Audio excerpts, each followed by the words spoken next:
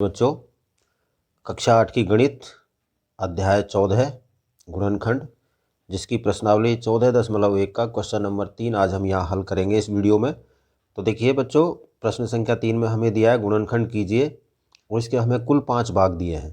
पहला भाग देखते हैं इसका। क्वेश्चन आपके सामने है x² + xy + 8x + 8y। इसका हमें गुणनखंड करना है। प्रश्न को लिखते हैं पहले। पार्ट फर्स्ट, क्वेश्चन नंबर 3 का पार्ट फर्स्ट। ठीक है, तो क्या दिया है हमें इसमें? प्रश्न दिया है x² + xy + 8x और प्लस में दिया है 8y। बच्चों, ऐसे प्रश्नों में हम क्या करते हैं, दो दो के यहाँ पर हम इस तरह से इनके दो दो भागों में डिवाइड कर लेते हैं, दो भाग में। अब इसमें हम कॉमन फैक्टर देखेंगे। पहले भाग में हम देखते हैं बच्चों, यहाँ पर x है, यहाँ भी x है, तो हम इन दोनों में से क्या लेते हैं? जिसको कॉमन लेते हैं उसे मैंने पिछले प्रश्न में भी आपको बताया था, उसे हम ब्रैकेट से बाहर कर लेते हैं। यानी x लिया हमने कॉमन, ब्रैकेट शुरू किया, और ब्रैकेट शुरू करने के बाद अब देखिए यहाँ हम x का भाग देते हैं x² में, तो हमें क्या मिलेगा बच्चों?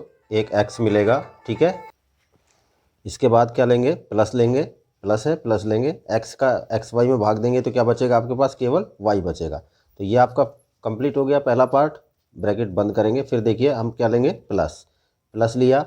अब 8x और 8y में से आपको क्या कॉमन लगता है? केवल 8, क्योंकि यहाँ पर x है, यहाँ x नहीं है, यहाँ y है, यहाँ y नहीं है, इसलिए हम क्या कॉमन लेंगे? केवल 8 को कॉमन करेंगे। और अब 8 का भाग 8x में देंगे तो x, प्लस का प्लस, 8 का 8y में भाग देंगे तो क्या मिलेगा? केवल y। ठीक है, अब ये हो गया।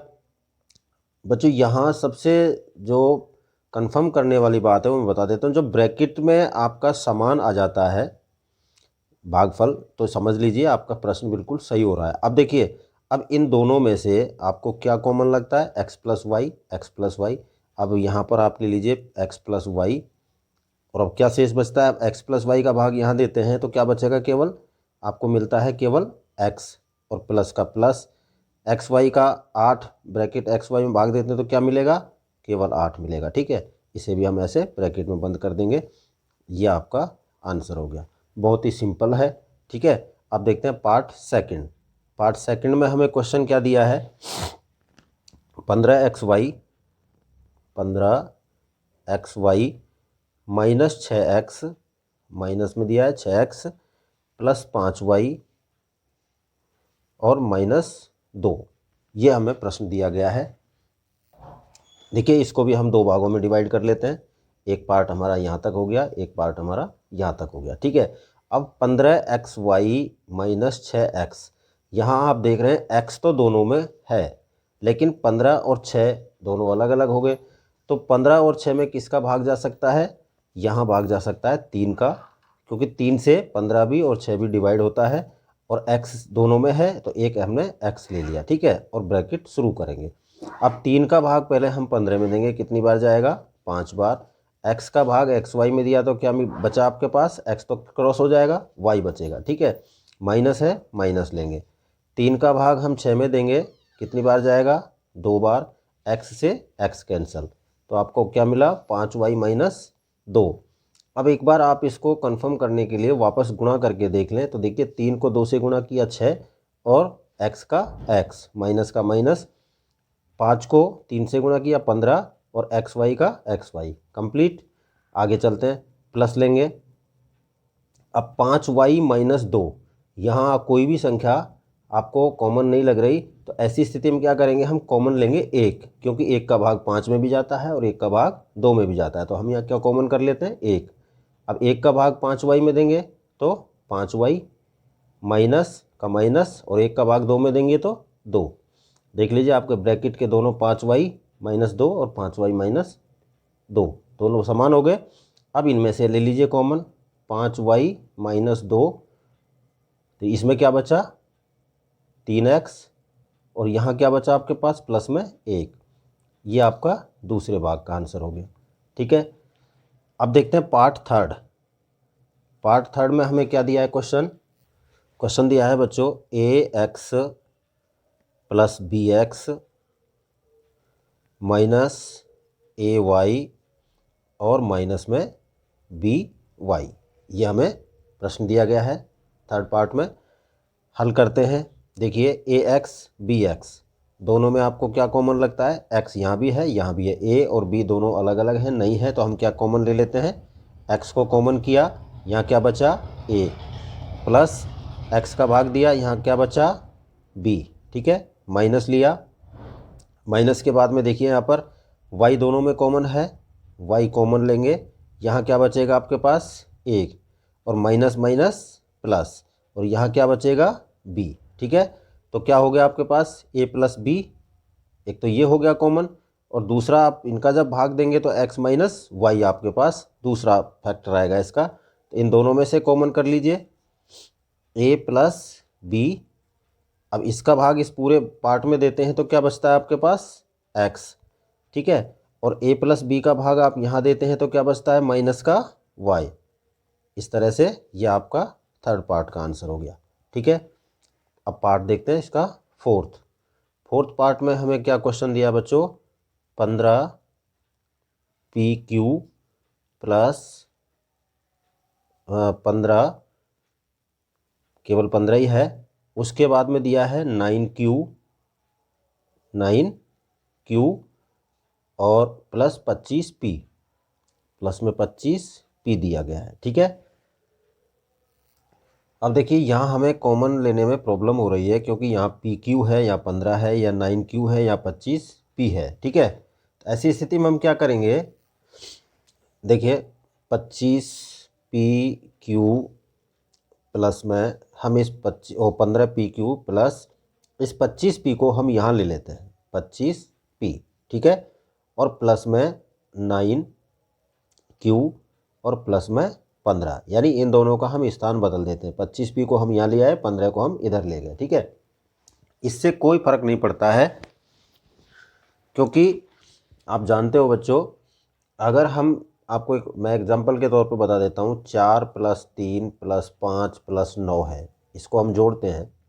इसे हम इस तरह भी जोड़ सकते हैं, 4 प्लस 9 प्लस 5 प्लस 3, तो ये दोनों बराबर हैं, इनके मान में कोई अंतर नहीं आता। अगर 9 को हम यहाँ ले आते हैं, 3 को हम यहाँ ले जाते हैं, तो इससे कोई फ़र्क नहीं पड़ता है। जैसे हमने यहाँ किया है, हमारा योगफल फिर भी वही होगा। तो यही हमने यहाँ पर किया है। अब देखिए 15PQ और यहाँ क्या है? 25P। तो 15 और 25 में आप सबसे पहले कॉमन देखें क्या आएगा? 5 ले लिया। P यहाँ भी है, P यहाँ भी है, इसमें से एक हमने ले लिया P। और उसके बाद में अब देखते हैं 5 का भाग 15 में देंगे 3 बार, P से P कैंसल, और क्या बच गया आपके पास? Q बच गया। ठीक है, प्लस लगाएंगे, 5 का भाग 25 में 5 बार गया, P से P समाप्त हो गया। ठीक है, ब्रैकेट बंद किया, प्लस 9Q और 15। अब 9 और 15 में कॉमन देखिए क्या है? 3 कॉमन है। Q यहाँ है, यहाँ नहीं है, इसलिए नहीं लेंगे। और उसके बाद में अब हम देखते हैं 3 का भाग 3 में 9 में दिया 3 बार, और Q का Q। ठीक है, प्लस 3 का भाग 15 में दिया 5 बार गया। ब्रैकेट वाली संख्या देख लीजिए आप, 3Q प्लस 5 और 3Q प्लस 5 सेम हो गए। अब इनमें से कॉमन कर लीजिए, 3Q प्लस 5 को कॉमन किया तो यहाँ क्या बचा? 5P, और यहाँ क्या बचा? 3। यही आपका आंसर होगा। ठीक है, यह आपका हो गया पार्ट फोर्थ। ठीक है बच्चों, अब हम देखते हैं इसका पार्ट फिफ्थ। पार्ट 5 में क्या दिया है? क्वेश्चन दिया है हमें z -7 plus 7xy minus xyz।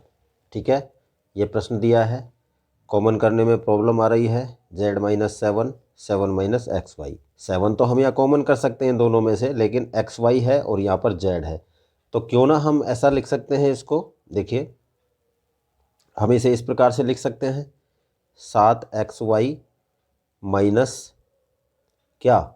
7। 7xy, वो 7xy को मैंने इधर ले लिया और माइनस में 7 कर दिया। ठीक है, उसके बाद मैं इसे ये कर सकता हूँ -XYZ और माइनस में z, इससे कोई दिक्कत नहीं है। ठीक है, अब हमारे पास दो पार्ट ये हो गए। हम यहाँ देखते हैं 7 है, 7 है, 7 हमने कॉमन किया, ठीक है। क्या बचता है यहाँ पर, एक्स वाई माइनस का माइनस, 7 का भाग 7 में एक बार गया, क्लियर। माइनस लेंगे एक्स वाई जेड और माइनस जेड में से क्या कॉमन हुआ, जेड कॉमन हो गया, ठीक है।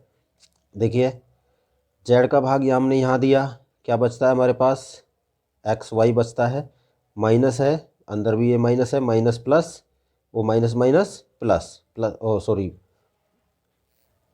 यहाँ ये जेड प्लस का था तो ये जेड जो है ये प्लस का रहेगा, ठीक है। इसलिए माइनस प्लस माइनस होगा ये, ठीक है। लिखने में गलती हो गई है, ये माइनस ही रहेगा। अब जेड का भाग जेड में हमने दिया, कितनी बार जाएगा, एक बार जाएगा, ठीक है। तो ये आपका माइनस ही होगा क्योंकि माइनस प्लस माइनस। अब देखिए, अब हम इनमें से कॉमन कर लेते हैं। यहाँ एक्स वाई माइनस 1 है, यहाँ भी एक्स वाई माइनस 1 है, तो देखिए एक्स वाई माइनस 1 मैंने कॉमन किया, यहाँ क्या बचा आपके पास 7, और यहाँ इनमें से हम करते हैं तो डिवाइड करते हैं तो क्या बचता है, माइनस का जेड बचता है, ठीक है। आप इसे जेड माइनस 7 भी लिख सकते हैं, क्या लिख सकते हैं, जेड माइनस 7।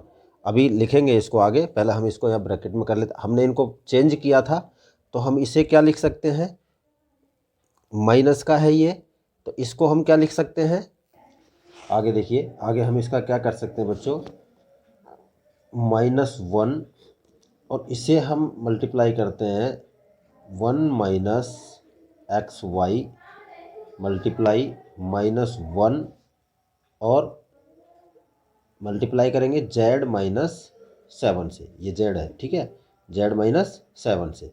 तो इस सब इसको करने के बाद हमें क्या मिलता है, बराबर आता है हमारा 1 माइनस एक्स वाई, उसी सीक्वेंस में ले जाएंगे इसको, और इंटू जेड माइनस 7, ठीक है।